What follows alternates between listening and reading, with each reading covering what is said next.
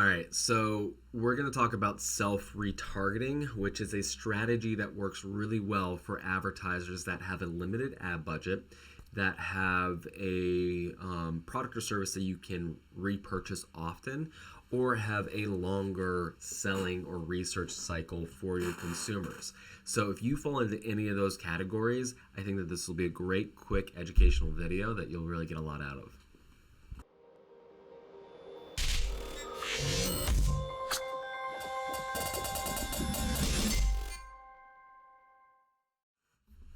All right, you should be able to see my screen now. So we're talking about maximize your self-retargeting, and I'm going to take you through a couple of quick and easy slides. I'm going to make this very brief, and we're going to jump right into it. So what do I mean by self-retargeting? Well, I'm talking about website retargeting. So if someone's been to your website, that you follow them around with ads, but I'm also talking about geofence targeting of your own space. So if you have a brick and mortar location like a auto dealership, a restaurant, or you have people coming into your location for any reasons to buy things from you, then you can retarget those individuals as well with ads based off of their physical location down to your property, your individual building that they're coming into.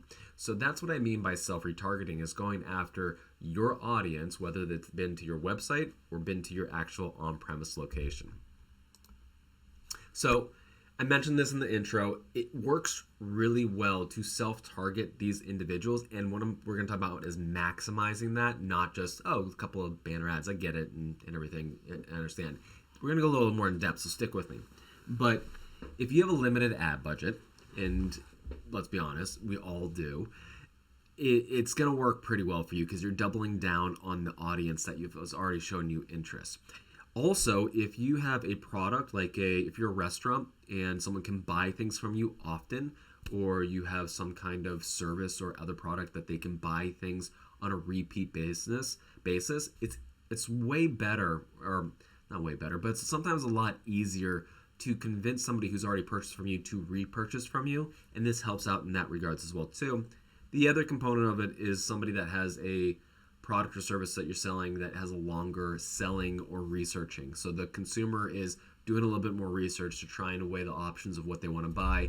Maybe it's a pair of shoes online, maybe it's a new car, maybe it's a house. It could be a number of different things. So this kind of covers a lot of companies out there, but this is really what it's going to be the strongest for. Let's start with what we all want. We want consumers to become clients, to become purchasers of our products or services. So initially what you need to do is you need to build awareness. So even before we get to the self-retargeting, we have to get their attention somehow, some way. It could be referrals, it could be other advertising sources, it could be a number of different ways. But a lot of times what happens is somebody that has an ad budget, they have to pick and choose what they're going to do for the mass awareness. So let's say, for example, you are going to use Facebook. It could be anything out there. It could be TV, it could be search, it could be other social media, other digital advertising, print, whatever it might be. Let's just use Facebook as the example, as our anchor advertising source to go after the Facebook audience that matches the criteria that we think is our audience as well to purchase us. So we serve Facebook ads to these consumers, and then ideally what happens is we pique their interest enough that they want to learn more. So they go down and they go to our website, or they actually come into our location, which is great. Now, if they fall into a category of doing the research, of somebody that you can sell to again, or even in that window of time of maybe there's not a lot of research in between the time of awareness to the time of purchase, but there is that time in between where you can maybe try to convince them if they've gone and done something else before they made the purchase.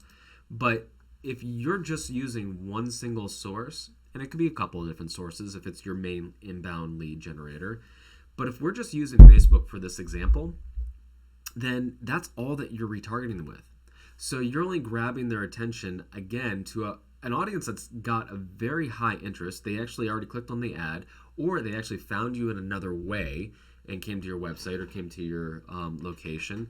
And Facebook can't do geofencing right now. Wink, wink.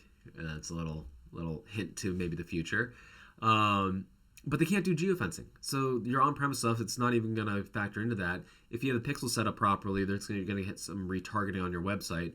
But then it's just one source that somebody's going to be on for a limited amount of time. People aren't going to be on Facebook all day, every day. They're going to be looking at different things. So when we talk about maximizing the self-retargeting, we talk about taking multiple different areas and bombarding, but not in a over the top pop-up kind of way, but really keeping your brand and your product and service in front of this audience that has shown interest by traveling to your website, whether it's through another ad medium or not, or they've actually been to your location as well too. So instead of just reaching them again and when we've already got their interest peaked on Facebook, maybe you're including Twitter, Instagram, LinkedIn, other social media components. Maybe we're doing OTT and you're reaching them on their favorite streaming show or live sports or live news, or they're going to look at a how-to video online and you hit them with a video pre-roll ad, or they're looking at CNN.com and they see a really neat article about your product or service and it's a native ad, or they're listening to Pandora or Spotify or iHeart or Entercom radio, then they hear your ad. And then of course we have the banner ads as well too, which is incredibly great, low-cost way to keep that brand in front of that audience through apps and through websites. And all of a sudden, I'm going to take a step back, this one source for retargeting turns into an entire ad campaign where this captured audience kind of gets caught in the spider web of really not being able to get away from your brand in a manner that's going to be more effective. You're going to convince them to take the action that you want them to convince more, because they're going to be like, this place is legit. I see their ads everywhere. My awareness is super peaked on it. If I'm going to make a purchase, I'm definitely going to look at them because I see them everywhere, and I'm going to have to consider that as well because we're going to be hitting with them with so many different angles. The last point I want to make on this that I think is really cool is when you are advertising to the masses. So if you're advertising to Facebook users that meet your credentials, that's usually a pretty big user pool. That's a big pond to be fishing in comparison to the traffic that goes to your website, in comparison to the traffic, the foot traffic that goes to your location. So what ends up happening is you don't need nearly as much money. If we're actually usually talking a fraction of the budget that you're putting forth to build the awareness and brand awareness, to do the retargeting, to do the self-retargeting with the geofencing and with the site retargeting to go after your own locations, because the audience is smaller, but the audience tends to be a lot more valuable.